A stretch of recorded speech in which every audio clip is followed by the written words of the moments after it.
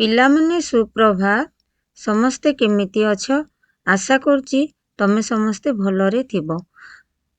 କଥା ହେଉଛି ଯେ ପର ଉପକାର ଆମେ କାହିଁକି କରୁଛେ? ପର ଉପକାର କଲେ ଆମକୁ ଶାନ୍ତି ମିଳେ। ପର ଉପକାର କଲେ ଆମକୁ ବି ଅସୁବିଧା ସମୟରେ ସାହାଯ୍ୟ ମିଳିଥାଏ। ସେଥିପାଇଁ ପର ଉପକାର କରି କ'ଣ ସବୁ ଆମେ ଲାଭ ପାଇଥାଉ ତା ବିଷୟରେ ଆଜି ଏକ ପାଠ ପଢ଼ିବା। ସେଇ ପାଠରେ ଆମେ ଜାଣିବା ପର ଉପକାର କଲେ କ'ଣ ସବୁ ଲାଭ ହୁଏ। ଶୁଭ ସକାଳ ପିଲାମାନେ। ଆସ ଆଜି ଗୋଟେ ବିଷୟରେ ପଢ଼ିବା। ଭାଷା ବିଷୟରେ, ଓଡ଼ିଆ ବିଷୟରେ ଏବଂ ଶ୍ରେଣୀ ପଞ୍ଚମ ପ୍ରସଙ୍ଗ ହେଉଛି ଯେ ଥାଏ ପର ଉପକାର ବିଷୟରେ ଜାଣିବା, ଶିଖିବା ଏବଂ କିଛି ନୂତନ ଧାରଣା ପାଇବା। ଆସ ଟିକେ ମନେ ପକେଇବା। ମନେ ପକେଇଲା ମୁଁ କ'ଣ ସବୁ କହିଥିଲି ତମମାନଙ୍କୁ? ପର ଉପକାର ଦ୍ୱାରା କ'ଣ ସବୁ ହୁଏ? ପର ଉପକାର ଦ୍ୱାରା ଆମର ଆତ୍ମାକୁ ଶାନ୍ତି ମିଳେ। ଆମେ ଆନନ୍ଦ ଅନୁଭବ କରୁ, ଖୁସି ଲାଗେ ଆମକୁ। ସେଥିପାଇଁ ଆମେ ପର ଉପକାର କରିଥାଉ। ପ୍ରଥମ ପ୍ରଶ୍ନଟି ହେଉଛି ଗୁରୁ ଦତ୍ତାତ୍ରେୟଙ୍କର ଶିଷ୍ୟ କିଏ ଥିଲେ? କହିଲ ଦେଖି। ଗୁରୁ ଦତ୍ତାତ୍ରେୟଙ୍କର ଶିଷ୍ୟ କିଏ ଥିଲେ? ବହୁତ ଧନ୍ୟବାଦ। ବହୁତ ସୁନ୍ଦର ଉତ୍ତର। ମନେ ରଖିଛ ତାହେଲେ। ଉତ୍ତରଟି ହେଉଛି ମେକରଣ ଗୁରୁ ଦତ୍ତାତ୍ରେୟଙ୍କର ଶିଷ୍ୟ ଥିଲେ।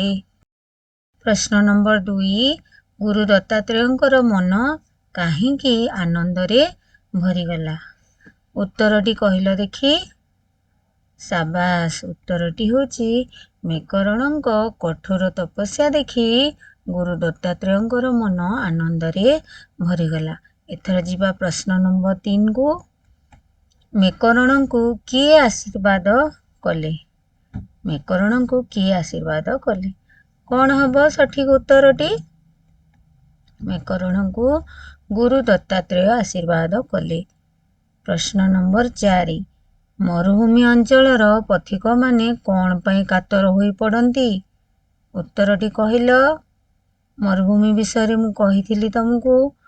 ମରୁ ଅଞ୍ଚଳ କାହାକୁ କହିବା? ମରୁ ଅଞ୍ଚଳରେ ବାଲି ବେଶୀ ଦେଖାଯାଏ, ତାପମାତ୍ରା ବେଶୀ ଥାଏ। ତ ସେଥିପାଇଁ ତାର ଉତ୍ତରଟି କ'ଣ ହେବ? ସାବାସ୍, ଭେରି ଗୁଡ୍। ପିଲା ସବୁ ଜାଣିଛନ୍ତି। ଉତ୍ତରଟି ହେଉଛି ମରୁଭୂମି ଅଞ୍ଚଳର ପଥିକମାନେ ପିଇବା ପାଣି ପାଇଁ କାତର ହୋଇ ପଡ଼ନ୍ତି। ତ ଉତ୍ତରଟି ହେଉଛି ଏଟା ହେଉଛି ଗୁରୁ ଶିଷ୍ୟ ବିଷୟରେ ଗୋଟିଏ ବଢ଼ିଆ ଶିକ୍ଷଣୀୟ କଥା ରହିଛି ଯେ ଗୁରୁ ଦତ୍ତାତ୍ରେୟ ଏବଂ ତାଙ୍କ ଶିଷ୍ୟ ମେକରଣଙ୍କ ବିଷୟରେ କେତେ ନିବିଡ଼ ସମ୍ପର୍କ ଥିଲା। ଆଉ ଆମେ କିଛି ଶିଖିବାକୁ ମଧ୍ୟ ପାଇଲେ। 2ଟି ତୁମ୍ବି ନେଇ କ'ଣ କରିବାକୁ ମେକରଣଙ୍କୁ ଗୁରୁ ଦତ୍ତାତ୍ରେୟ କହିଲେ? ମନେ ପକେଇକି କହିଲ।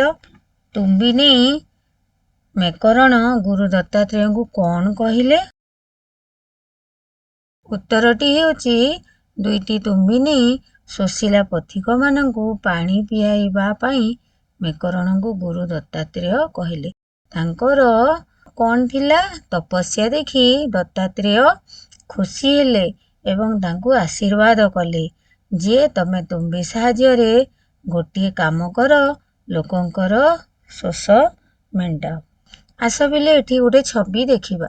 ଏ ଛବିରେ କ'ଣ ଅଛି? ନା ଗୋଟେ ଚାଳ ଘର ଅଛି, କିଛିଟା କଣ୍ଟା ବୁଦାଳିଆ ଗଛ ଅଛି ଏବଂ ଚାରିଆଡ଼େ ବାଲି, ତାପମାତ୍ରା ଅଧିକ ଥିବାର ଜଣାପଡ଼ୁଛି। ତ ଏଟା ନିଶ୍ଚୟ ଭାବରେ କଚ୍ଛ ଭୂମିର ଅଧିକାଂଶ ଅଞ୍ଚଳ ମରୁଭୂମି ସମ୍ପନ୍ନ।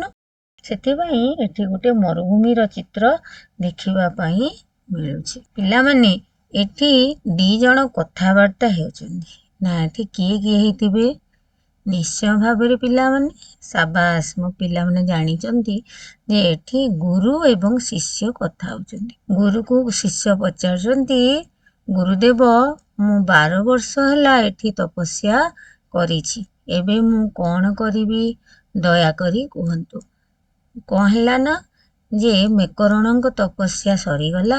12 ବର୍ଷ ସେ ତପସ୍ୟା ଏଠି କରିଥିଲେ। କୋଉଠି? କଚ୍ଛ ଉପକୂଳରେ। ଏବଂ ସିଏ ଚାହିଁଲେ ଗୁରୁଙ୍କଠୁ କିଛି ପରାମର୍ଶ ନେବେ। ଗୁରୁ କ'ଣ ଉତ୍ତର ଦେଲେ? ମେକରଣ, ଏଇ ତୁମ୍ବି ନେଇ ମରୁଭୂମିକୁ ଯାଅ ଏବଂ ତୁଷାର୍ତ ପଥିକମାନଙ୍କୁ ପାଣି ପିଇବାକୁ ଦିଅ। ଏହା ହେବ ତୁମର ମହତ କାର୍ଯ୍ୟ। ଏହା କହି ଗୁରୁ ଶିଷ୍ୟ କଥାବାର୍ତ୍ତା ହେଲେ ଏବଂ ମେକରଣ ତାଙ୍କ କାମ କରିବାରେ ଲାଗି ପଡ଼ିଲେ। ଏଠି ଗୋଟେ ଛବି ଅଛି, ପିଲାମାନେ ଦେଖିକି କହିଲ ଏ ଛବିରେ କ'ଣ ସବୁ ଅଛି? ଡାହାଣ ପାର୍ଶ୍ୱରେ ଆମେ ଦେଖୁଛୁ ଯେ ତାଙ୍କର ଶିଷ୍ୟ ମେକରଣ କ'ଣ କରୁଛନ୍ତି? ଗୋଟେ ଭାର ସାହାଯ୍ୟରେ ଦୁଇଟା ତୁମ୍ବି ଧରିଛନ୍ତି। ପାଖରେ କିଏ କିଏ ସବୁ ଅଛନ୍ତି? ଗୋଟେ ପାର୍ଶ୍ୱରେ ଗଧ ଏବଂ ଅନ୍ୟ ପାର୍ଶ୍ୱରେ କୁକୁର ଅଛି। ଆଉ ଗୋଟେ ପାର୍ଶ୍ୱରେ ଦେଖିବେ ଆଉ ଗୋଟେ ଛବିରେ କ'ଣ ଅଛି ନା ଗୋଟେ ଚାଳ ଘର ଅଛି, ଯାହାକି ମାଟିରେ ତିଆରି, କାଠରେ ତିଆରି ଏବଂ ଚାଳରେ ତିଆରି। ତ ମେକରଣ କହିଲେ, ମୁଁ ଏଇ ପର୍ବତରୁ ଫେରିଯାଇ ଏକ କୁଡ଼ିଆ ତିଆରି କରିବି। ଠିକ୍ ଏଇଭଳିଆ ଗୋଟେ ତିଆରି କଲେ, ଗୋଟେ ଚାଳ ଘର ଥିବା କୁଡ଼ିଆ ଏବଂ ଗୁରୁଙ୍କ ଆଦେଶ କ୍ରମେ ପଥିକମାନଙ୍କୁ ଜଳ ଦେଇ ତୃଷା ମେଣ୍ଟାଇବି ବୋଲି କହିକି ତାଙ୍କ ଗୁରୁଙ୍କ ଆଦେଶରେ ସେ ଗୋଟିଏ ଘର ନିର୍ମାଣ କଲେ, ଚାଳ ଘରଟିଏ, ଏବଂ ଲୋକଙ୍କର ତୃଷା ମେଣ୍ଟାଇଲେ। ଆସ ପିଲେ ଦେଖିବା ଏଇ ଛବିରେ କ'ଣ ଅଛି।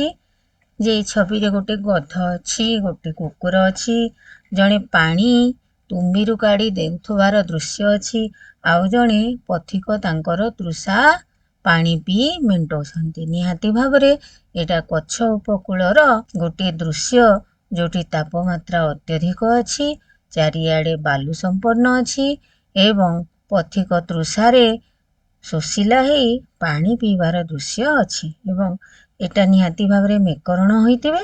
ମେକରଣ ଶୋଷିଲା ପଥିକମାନଙ୍କୁ ପାଣି ପିଇବାକୁ ଦେଇ ବହୁତ ଖୁସି ଅନୁଭବ କରୁଥିଲେ। ଏଇଟା ଗୋଟେ ଚିତ୍ର ଦେଖ। ଏ ଛବିରେ କ'ଣ ଅଛି? ଏ ଛବିରେ ଗଧ ଉପରେ ଦୁଇଟି ତୁମ୍ବି ରଖା ହେଇଛି। ଚିତ୍ରରେ କ'ଣ ଦେଖୁଛ? ଏହା ଏକ ଗଧର ଚିତ୍ର। ଗଧ ପିଠିରେ କ'ଣ ଲଦା ହେଇଛି? ଗଧ ପିଠିରେ ଦୁଇଟି ତୁମ୍ବି ଲଦା ହୋଇଛି।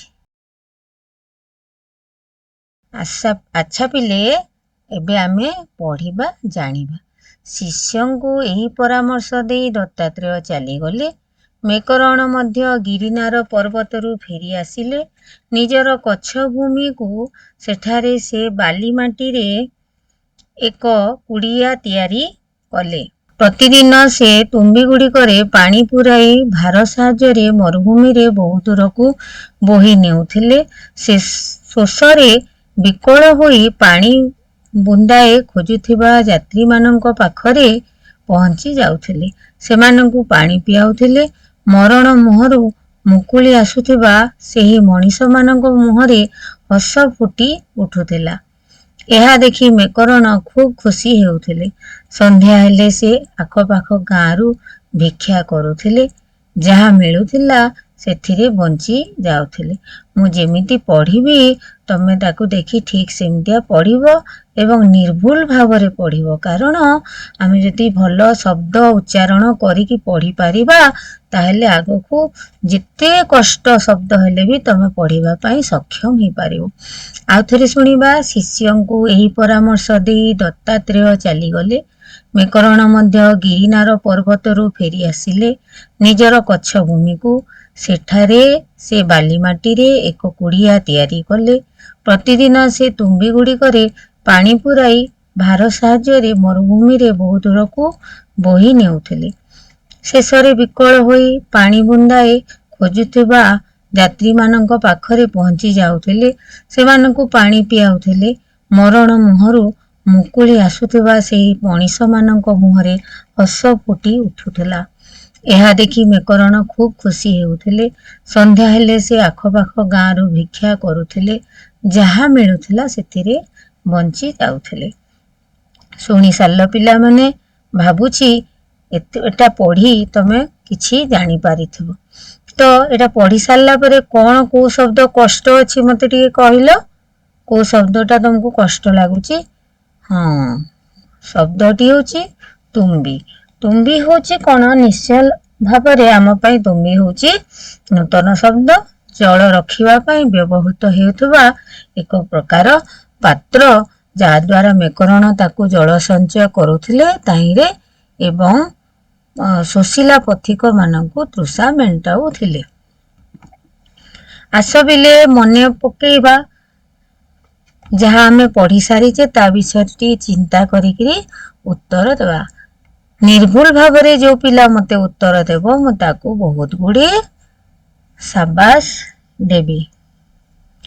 ମେକରଣ କେଉଁ ପର୍ବତରୁ ଫେରି ଆସିଲେ?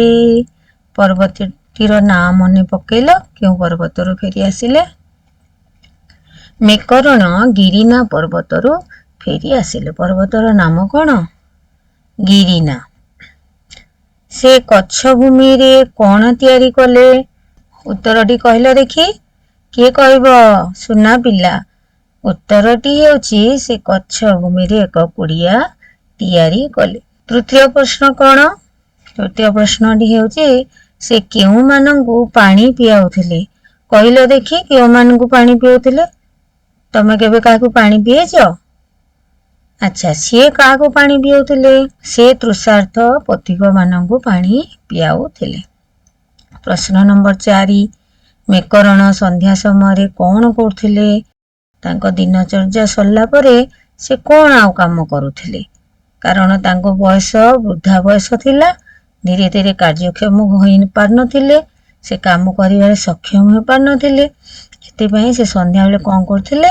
ମେକରଣ ସନ୍ଧ୍ୟା ସମୟରେ ଭିକ୍ଷା କରୁଥିଲେ। ତ ଆମେ ଦେଖିଲେ ଗୋଟେ ନୂତନ ପର୍ବତର ନାଁ ଜାଣିଲେ। ପର୍ବତର ନାଁ ଥିଲା ଗିରିନା। ଏଇଟା କଚ୍ଛ ଉପକୂଳରେ ଅବସ୍ଥିତ। କଚ୍ଛ ଭୂମିରେ କୁଡ଼ିଆ ତିଆରି କରି ସେ ରହୁଥିଲେ। କେଉଁମାନଙ୍କୁ ପାଣି ପିଆଉଥିଲେ?